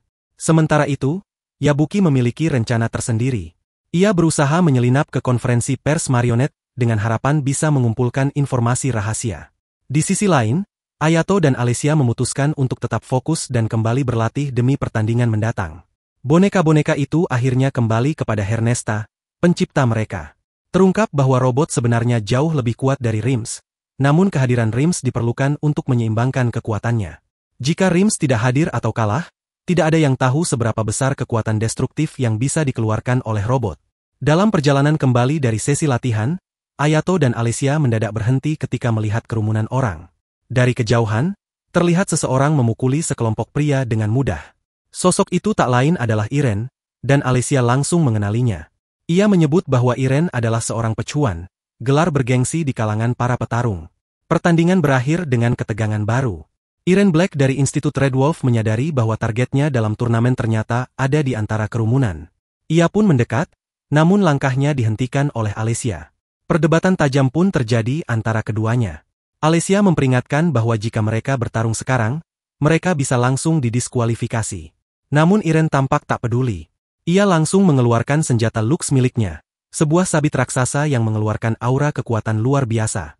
Spontan, Ayato dan Alicia mundur beberapa langkah, menyadari bahwa pertarungan besar mungkin akan segera dimulai. Konfrontasi panas yang hampir terjadi berhasil diredam oleh kehadiran Priscilla, adik kandung Iren, sekaligus titik lemah terbesarnya. Dengan sikap tenang dan sopan, Priscilla meminta maaf atas keributan yang ditimbulkan oleh sang kakak. Iren, meskipun tampak enggan, akhirnya ikut menyampaikan permintaan maaf sebelum keduanya pergi meninggalkan tempat itu. Momen itu menyisakan pertanyaan besar di benak Alicia, yang segera menunjukkan data Priscilla kepada Ayato. Anehnya, nama Priscilla tak tercatat dalam sistem peringkat manapun. Satu-satunya catatan adalah bahwa dia merupakan rekan bertarung Iren. Hal ini membuat Alicia semakin curiga. Bagaimana mungkin Iren langsung menargetkan Ayato tanpa pernah berinteraksi sebelumnya? Jika bukan bagian dari rencana tersembunyi Institut Red Wolf? Tak lama setelah itu, mereka mendapat pemberitahuan bahwa pertandingan Mia dan Kirin akan segera dimulai. Saat keduanya diperkenalkan di arena, seorang pembawa acara secara tak sengaja menyinggung tinggi badan Mia, memicu gelak tawa seluruh penonton. Namun Mia dan Kirin memilih mengabaikannya, tetap fokus pada lawan mereka, dua peserta misterius yang tak diketahui berasal dari akademi mana. Seperti yang diduga, Mia dan Kirin menyapu bersih pertandingan itu dengan mudah dan memastikan kemenangan tanpa kesulitan berarti. Cerita kemudian berlanjut, melompati sebuah kejadian di kamar mandi yang tak dijelaskan secara detail, langsung menuju hari kelima kompetisi, babak kedua dimulai. Kali ini giliran Ayato dan Alicia yang bertanding. Berbeda dari sebelumnya, Alicia memutuskan untuk turun sendiri ke arena, memberi ruang pada Ayato agar tidak harus menggunakan teknik pamungkasnya secara terbuka. Lawan mereka adalah dua gadis dari Akademi Queen Bell Girls, dengan peringkat 37 dan 54. Keduanya muncul layaknya idol panggung, lengkap dengan gaya panggung mencolok yang membangkitkan sorakan dari para penonton. Namun, teatrikal itu hanya berlangsung sesaat. Dengan satu serangan api khasnya, Alicia menjatuhkan salah satu lawan, dan tak lama kemudian lawan satunya lenyap dalam kabut api tebal yang menutup seluruh arena. Kemenangan pun diraih dengan mudah. Seusai pertandingan, mereka memiliki waktu luang. Niat awal mereka untuk menonton laga Mia dan Kirin kandas karena pertandingan itu sudah usai. Tak ingin membuang waktu, mereka memutuskan untuk makan, yang sebenarnya adalah keinginan Alicia sejak awal. Dengan penuh harap, ia memberikan bekal yang telah ia siapkan sendiri untuk Ayato, berharap akan mendapat elusan kepala, seperti yang ia lihat diberikan Ayato kepada Mia dan Kirin. Ayato, meski sempat malu, akhirnya menuruti permintaan itu.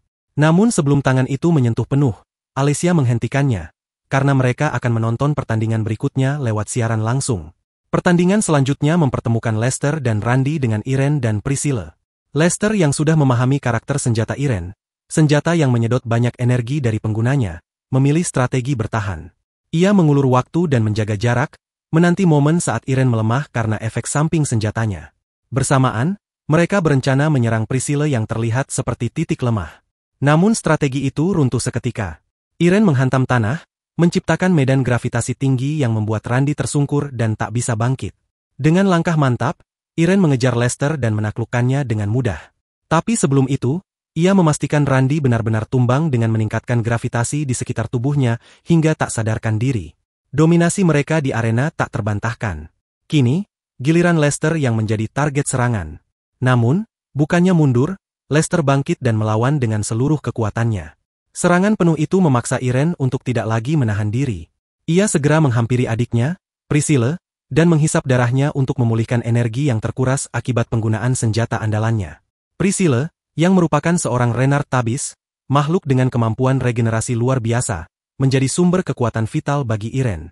Dengan darah itu, Irene mengaktifkan senjatanya, Gravi, yang hanya bisa digunakan dengan bayaran berupa darah. Dalam sekejap, ia memperkuat tekanan gravitasi di sekitar Lester hingga tubuhnya tertekan hebat dan tak mampu berdiri.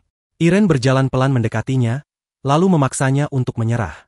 Akhirnya, Lester mengaku kalah, menandai akhir pertarungan mereka. Sementara itu, di tempat lain, Ayato sedang menikmati momen tenang bersama Claudia. Claudia mengucapkan selamat atas keberhasilan Ayato melewati babak penyisihan, dan menyebut bahwa akhirnya mereka bisa meluangkan waktu bersama. Namun kebersamaan itu tak berlangsung lama. Sebuah panggilan dari Kirin mengabarkan bahwa Mia menghilang. Tanpa ragu, Ayato menawarkan bantuan dan bertanya apakah Kirin sedang berada di area pertokoan. Begitu mendapat konfirmasi, ia menutup telepon dan meminta maaf kepada Claudia karena harus pergi. Claudia tersenyum tenang dan mengatakan bahwa tidak apa-apa, karena keselamatan Mia jauh lebih penting. Ayato pun berterima kasih dan berjanji akan menebus waktu yang terpotong itu nanti. Ayato segera menyusuri lorong-lorong sempit untuk mencari Mia. Namun, bukannya menemukan Mia, ia malah melihat Priscilla sedang dikejar oleh sekelompok pria mencurigakan. Menyadari bahaya, Ayato langsung bertindak cepat dan menarik Priscilla untuk melarikan diri. Aksi penyelamatan itu sukses, dan Priscilla pun menjelaskan bahwa para pengejarnya berasal dari sebuah kasino tempat Irene sempat terlibat perkelahian. Ia menambahkan bahwa dirinya sudah memberitahu Irene dan yakin kakaknya akan segera datang. Tak lama berselang, Irene benar-benar muncul, lengkap dengan senjatanya. Namun begitu melihat Ayato bersama adiknya, ia langsung salah paham dan menuduhnya macam-macam. Priscilla buru-buru menjelaskan bahwa Ayatolah yang menyelamatkannya. Tapi Irene yang terbakar emosi tidak langsung percaya dan tetap menganggap Ayato sebagai ancaman. Priscilla akhirnya bicara dengan nada tegas, mengejutkan Irene. Perlahan, Irene sadar dan meminta maaf karena terbawa suasana. Ia lalu bertanya apa yang Ayato lakukan di tempat itu. Sebelum menjawab, Ayato menerima telepon dari Mia yang mengabarkan bahwa dirinya sudah aman bersama Kirin. Lega, Ayato menutup telepon dan menjelaskan situasinya. Irene yang kini memahami segalanya, kemudian memintanya menunjukkan satu hal penting, siapa lawan mereka selanjutnya. Di waktu yang berbeda, suasana berubah tegang saat Irene menerobos masuk ke kantor Eber di Institut Red Wolf. Eber yang terkejut bertanya apa yang sedang dilakukan Irene. Tapi Irene justru membalas dengan tatapan tajam dan sebuah pertanyaan yang menyeratkan tantangan balik. Tanpa berkata banyak, ia mengayunkan senjatanya dan membelah meja milik Eber menjadi dua, memperjelas bahwa dia tak datang untuk berbasa-basi. Seseorang mempertanyakan sikap Eber, mempertanyakan mengapa pria itu tidak melindungi adiknya sendiri, terutama setelah Priscilla baru saja diserang. Bukankah sesuai kontraknya, Priscilla adalah tanggung jawabnya? Namun dengan nada datar, Eber menjelaskan bahwa dalam organisasi Rewolf Me, posisinya belum sepenuhnya diakui oleh semua pihak. Dengan tenang, gadis itu mengingatkan bahwa jika suatu saat ia tak lagi ada, harus ada yang melindungi Priscilla, atau dalam istilah mereka, harus ada kucing lain yang menggantikannya. Tapi Eber hanya mengangkat bahu. Menurutnya, tak masalah jika Priscilla sedikit terluka. Bukankah tubuh gadis itu memiliki kemampuan regenerasi cepat? Mendengar ucapan dingin itu, Irene langsung tersulut emosi. Ia menyerang Eber tanpa ragu. Sayangnya, serangannya berhasil dihentikan sebelum mengenai sasarannya. Namun sesuatu membuat Irene tiba-tiba menghentikan langkahnya. Ia menyadari kehadiran sosok lain di ruangan itu. Dengan tajam, ia menyatakan bahwa ada kucing lain yang sedang mengawasi. Eber, tak terganggu sedikit pun, justru bertanya, siapa yang akan benar-benar terkena masalah jika aku menghilang? Ia lalu menyebutkan bahwa pasukannya gagal bergerak karena kemunculan Ayato. Irene hanya tersenyum tipis. Justru karena kejadian itu, katanya, ia berutang budi pada Ayato. Eber memperingatkan bahwa utang seperti itu bisa membuatnya bertarung tidak maksimal. Tapi seperti biasa, Eber tak peduli dan tetap memerintahkannya untuk menyelesaikan urusannya. Irene pun memilih pergi. Setelah kepergian Irene, Eber berdiri dan menoleh pada Corona, lalu memintanya meramal masa depan. Tanpa protes, Corona menuruti permintaan itu. Tak lama kemudian, ia menyampaikan hasil ramalannya. Kemenangan akan berpihak pada saudari Ursis. Seolah sudah tahu jawabannya, Eber tersenyum dan memintanya untuk memanggil salah satu wakil presiden. Corona mengangguk dan pergi, memilih untuk memanggil salah satu agen rahasia mereka, kucing bermata emas ketujuh. Di tempat lain, Ayato sedang berbincang santai dengan Alesia. Ia menceritakan bahwa Irene dan Priscilla mengundangnya untuk makan malam. Alesia terkejut. "Kau menerimanya?" tanyanya curiga. Ternyata benar, Ayato memang menerima undangan itu. Ia menjelaskan bahwa keduanya hanya ingin berterima kasih. Tapi bagi Alesia, ini terdengar sangat mencurigakan, mengingat mereka adalah lawan yang akan mereka hadapi dalam turnamen. Ia pun memutuskan ikut, demi memastikan tidak ada yang aneh. Tak lama kemudian, mereka tiba di tempat yang telah disepakati. Bukan restoran atau apartemen biasa seperti yang mereka bayangkan, melainkan markas Page One milik Rewolf. Namun suasananya cukup menyenangkan. Mereka disambut di apartemen milik Irene dan Priscilla, lalu dipersilakan masuk. Irene menyapa dengan nada menggoda, menanyakan kenapa Alesia ikut padahal tak diundang. Alesia dengan tegas menjawab bahwa sebagai rekan Ayato, ia wajib hadir demi keamanannya. Irene menyindir balik, "Kau ibunya?" yang langsung membuat wajah Alesia memerah. Untungnya, Priscilla segera menengahi dan mengajak mereka ke meja makan. Saat makan malam dimulai, Ayato memuji kenyamanan apartemen mereka. Irene tersenyum, mengatakan bahwa lokasinya dekat dengan kasino. Alesia menyindir, menebak bahwa mereka sering menghabiskan malam di sana. Irene membantah, katanya, ia tak punya uang untuk berjudi, dan hanya ke kasino untuk menang, agar bisa membayar utangnya. Suasana sedikit mereda ketika Priscilla bangkit menuju dapur untuk memeriksa oven. Di saat itulah, Irene mulai membuka cerita. Dulu, ia pernah meminjam uang dari Eber. Kini, untuk membayar utang tersebut, ia harus mengikuti segala perintah pria itu, termasuk perintah untuk mengeliminasi Ayato. Alasannya? Karena Eber menganggap Ogre Lux milik Ayato terlalu berbahaya. Irene menduga bahwa Eber mungkin pernah bertemu pengguna Ogre Lux lainnya. Dan dari pertemuan itu, ia menyaksikan tragedi yang menimpa adiknya 5 tahun silam. Karena itulah, sebelum sejarah terulang, Eber ingin menjatuhkan Irene lebih dulu, meski dengan mengorbankan orang-orang di sekitarnya. Ayato mengucapkan terima kasih atas informasi yang telah diberikan. Tak berselang lama, Priscilla kembali datang membawa hidangan tambahan. Dengan nada lembut, ia meminta maaf atas sikap kakaknya, Irene. Namun Alesia langsung menenangkan, memintanya untuk tak terlalu mengkhawatirkan hal itu dan berharap Priscilla akan memberikan yang terbaik dalam pertandingan besok. Dengan wajah ragu, Priscilla mengakui bahwa ia sebenarnya tidak menyukai pertarungan. Tapi meski takut, terutama saat kakaknya menyedot darahnya, karena setiap kali Irene menggunakan pedang, Graffi, sifatnya berubah menjadi liar dan mengerikan, ia akan tetap berusaha sekuat tenaga. Setelah itu, Priscilla berpamitan dan meninggalkan mereka. Beberapa waktu kemudian, Ayato dan Alesia memutuskan untuk kembali ke akademi.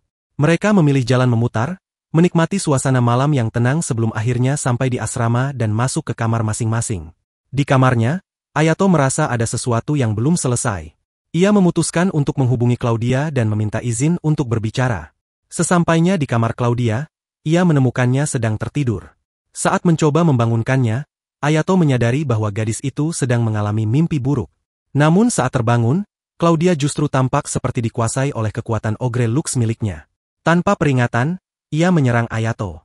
Meskipun Ayato mencoba menenangkan dengan kata-kata, tak ada respons. Akhirnya, ia menyentuh wajah Claudia, dan sentuhan itu membawa kesadarannya kembali. Dengan napas berat, Claudia meminta maaf atas insiden tersebut. Ayato, dengan tenang, meyakinkannya bahwa ia bersedia mendengarkan jika Claudia ingin berbagi cerita. Namun sebelum membahas lebih jauh, Claudia mengajukan sebuah permintaan. Ia ingin Ayato bergabung dengan organisasi Grips pada tahun berikutnya. Ayato menyetujuinya, tapi dengan syarat Alesia juga harus ikut bersamanya. Meski sedikit cemburu, Claudia menerima syarat itu dengan senyum tipis. Ketika Ayato menyinggung soal serangan tadi, Claudia bersedia membuka rahasia tentang timnya, dan tentang dirinya sendiri. Ia bertanya apakah Ayato pernah mengalami kematian. Dengan heran, Ayato menjawab belum pernah. Namun Claudia menjawab sebaliknya, ia telah merasakannya lebih dari 100 kali. Setiap malam saat tidur, Claudia mengalami kematian dalam berbagai bentuk. Itu adalah kutukan dari Ogre Lux miliknya, yang memperlihatkan kematian kepada penggunanya di dunia mimpi. Ia bahkan menyebut bahwa pengguna sebelumnya tidak sanggup bertahan hidup lebih dari 3 hari. Tapi dirinya, berkat tekad dan keinginan kuat, berhasil menyesuaikan diri, karena ia membutuhkan kekuatan itu demi satu tujuan. Saat Ayato bertanya apa keinginan tersebut, Claudia hanya menjawab sambil tersenyum, itu rahasia. Percakapan mereka berlanjut pada topik pedang, khususnya Graphyshield. Claudia menjelaskan bahwa tidak semua pedang itu netral, beberapa bahkan memiliki kepribadian sendiri, baik, jahat, atau bahkan manipulatif. Tapi Graphyshield jauh lebih berbahaya karena bisa mengubah kepribadian pemiliknya sesuka hati. Sebagai contoh, Iren memiliki taring, seperti vampir bukan karena dirinya, melainkan pengaruh dari senjata tersebut. Setelah pembicaraan panjang, Claudia bangkit dan, dengan nada menggoda, menawarkan agar Ayato menghabiskan malam bersamanya. Tawaran itu ditolak dengan halus. Sebelum mereka berpisah, Claudia mengucapkan terima kasih atas waktu yang telah dihabiskan bersama, lalu mendoakan keberuntungan untuk pertarungan keesokan harinya. Di sisi lain, sebuah kilas balik memperlihatkan masa lalu kelam Iren dan Priscilla. Mereka berasal dari negeri yang dihancurkan oleh perang. Dalam kehidupan yang dilanda kemiskinan, mereka harus bertahan di tengah kehancuran. Pada suatu hari, Priscilla tertimpa reruntuhan akibat ledakan besar. Saat ditemukan, tubuhnya menunjukkan kemampuan regenerasi luar biasa. Berita itu cepat menyebar, menarik perhatian para pengusaha tamak yang menawar orang tua mereka dengan uang besar untuk membeli Priscilla. Meski orang tuanya setuju, Iren tidak bisa menerima kenyataan itu. Ia pun membawa lari adiknya, meninggalkan rumah demi menyelamatkan satu-satunya keluarga yang tersisa. Pada akhirnya, mereka dipertemukan dengan Eber, pemimpin Institut Ray Wolf Black. Di sana, Eber memberikan sebuah ujian kepada Iren. Ia diminta menggunakan senjata legendaris bernama Gravity. Jika berhasil mengendalikannya, maka Iren dianggap layak bergabung. Dengan tekad penuh, Iren berhasil melewati ujian itu. Sejak saat itu, ia pun resmi diterima masuk ke dalam institusi paling berbahaya tersebut.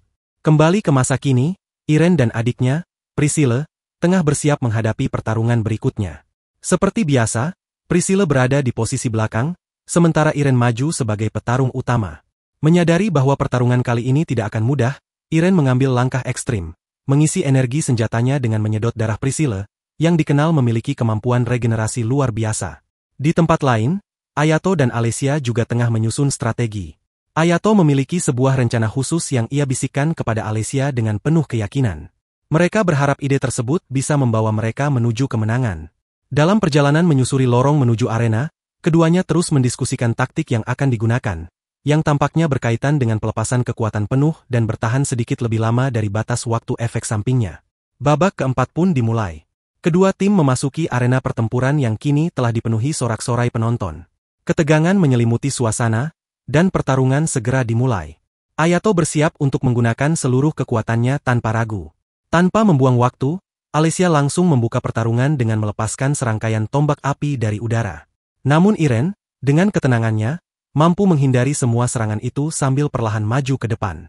Di sisi lain, Ayato juga ikut maju untuk menghadang pergerakan Iren, mengayunkan pedangnya dengan cepat untuk menekan lawannya.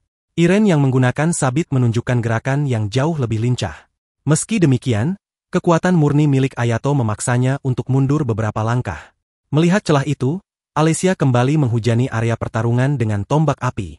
Tapi Iren tidak tinggal diam, ia menciptakan bola-bola energi untuk menangkis serangan sambil tetap menjaga posisi bertahan. Ayato melancarkan serangan langsung ke arahnya, namun Iren dengan gesit menghindar dan langsung mengaktifkan teknik peningkat gravitasi di sekitar mereka. Meski begitu, Ayato tetap mampu bergerak dan menghindari efek dari teknik tersebut. Ketika Alesia mencoba mengalihkan serangan ke arah Priscilla, Iren bereaksi cepat. Ia menciptakan perisai pelindung yang memisahkan mereka dari bahaya. Di balik perlindungan itu, ia tidak hanya menyembuhkan luka-lukanya dan Priscilla, tetapi juga kembali menyerap darah adiknya untuk memulihkan stamina. 2 menit telah berlalu, dan Alesia memberi aba-aba kepada Ayato untuk mulai menguji strategi yang telah mereka rancang. Iren yang kini telah pulih, kembali menyerbu Ayato dengan sabitnya. Alesia pun kembali ke posisinya dan melanjutkan serangan api dari sisi lain. Namun Iren mulai terlihat terganggu dengan kombinasi serangan tersebut. Ia menangkis semuanya, lalu memutuskan untuk beralih ke pertarungan jarak dekat demi menghentikan ritme mereka. Dalam duel intens yang terjadi, Iren akhirnya menyadari bahwa Ayato tidak menargetkan dirinya secara langsung, melainkan senjatanya, Gravity. Menyadari hal itu, ia beralih ke mode bertahan dan meluncurkan sejumlah orbs gelap ke arah Ayato. Namun Ayato menanggapinya dengan teknik andalannya, menebas semua bola energi tersebut dan langsung menerobos ke depan. Dalam tekanan pertarungan itu, Iren sempat lengah. Kesempatan itu tak disia-siakan oleh Alesia. Ia segera menciptakan lingkaran api untuk menjebak Irene. Meski Irene berhasil menghancurkan sihir jebakan tersebut, ia tak menyangka bahwa itu hanyalah umpan. Saat pertahanannya terbuka, Alicia meluncurkan teknik utamanya, sebuah serangan pamungkas yang siap mengubah jalannya pertempuran. Seketika, kemampuan spesial milik Alicia meledak hebat, menciptakan ledakan besar yang mengguncang seluruh arena. Namun, kekuatan destruktif itu tak sepenuhnya mencapai sasaran. Irene, dengan kemampuan luar biasa dari senjata grafi, mampu menyerap sebagian besar dampaknya. Ketika Priscilla berusaha mendekat untuk memastikan kondisi kakaknya, Ayato tiba-tiba merasakan sesuatu yang janggal. Aura gelap menyelimuti area itu, membekukan tubuhnya seolah dilumpuhkan oleh energi jahat yang tak kasat mata. Di tengah kekacauan itu, tampak Irene mulai menyerap lebih banyak darah dari adiknya. Tanda bahwa kini kesadarannya telah hilang, tubuhnya sepenuhnya dikuasai oleh grafi.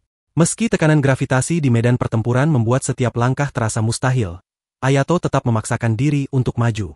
Ia tahu Priscilla dalam bahaya. Sambil menyeret langkahnya, ia terus memanggil nama Irene, mencoba membangkitkan sisi manusianya yang tersisa.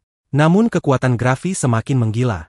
Amarahnya meledak dalam gelombang energi dahsyat yang nyaris menghancurkan segalanya. Di tengah tekanan yang menyesakkan, suara Servesta, pedang legendaris milik Ayato, bergema di dalam pikirannya, membangkitkan kenangan tentang kakaknya yang dulu pernah menggunakannya. Momen itu menjadi titik balik. Kekuatan pedangnya pun mencapai puncaknya. Dengan satu tebasan penuh semangat dan tekad, Ayato memotong seluruh tekanan gravitasi yang mengekang mereka. Ia lalu meluncur ke arah Liana, wujud dari senjata grafi, dan menghancurkannya dalam satu serangan penuh cahaya. Tubuh Irene pun akhirnya terbebas dari belenggu kekuatan jahat itu. Ia jatuh tak sadarkan diri, lelah, namun akhirnya kembali menjadi dirinya sendiri. Dengan kedua saudari itu terkapar, Alicia dan Ayato pun dinyatakan sebagai pemenang pertandingan tersebut. Namun kemenangan itu tak datang tanpa harga. Tubuh Ayato akhirnya tumbang karena kelelahan yang luar biasa. Di hadapan ribuan pasang mata penonton, segel kekuatan yang selama ini mengekangnya kembali aktif, membungkus tubuhnya dalam cahaya misterius. Dari ruang kendali, Eber yang menyaksikan segalanya lewat monitor mulai menyusun kepingan puzzle. Ia kini tahu kelemahan Ayato, tapi untuk saat ini, ia mengalihkan fokusnya pada seseorang bernama Jong. Ia segera menghubungi Ernest dan Camilla untuk merancang strategi berikutnya. Terlebih karena Eber menyimpan informasi rahasia, bukan hanya tentang Ayato, tapi juga mengenai saudara perempuannya yang misterius. Di sisi lain, kepala-kepala akademi dari berbagai institusi elit yang turut menyaksikan laga tersebut mulai merasa tertarik. Siapa sebenarnya Ayato? Pertanyaan itu kini menggema di benak mereka semua. Beberapa waktu kemudian, Priscilla siuman lebih dulu, disusul oleh Ayato yang sudah bisa duduk berdampingan bersama Alicia. Gadis itu, begitu lega melihatnya selamat, nyaris tak bisa menahan emosinya. Ia bahkan hampir mencium Ayato karena terlalu bahagia. Namun suasana mendadak berubah ketika gadis-gadis lain datang menyerbu untuk memeriksa kondisi Ayato. Mereka memeluknya, menumpahkan rasa khawatir yang menumpuk selama pertandingan. Wajah Alicia langsung berubah. Tak perlu kata-kata, cemburu terpancar jelas dari sorot matanya.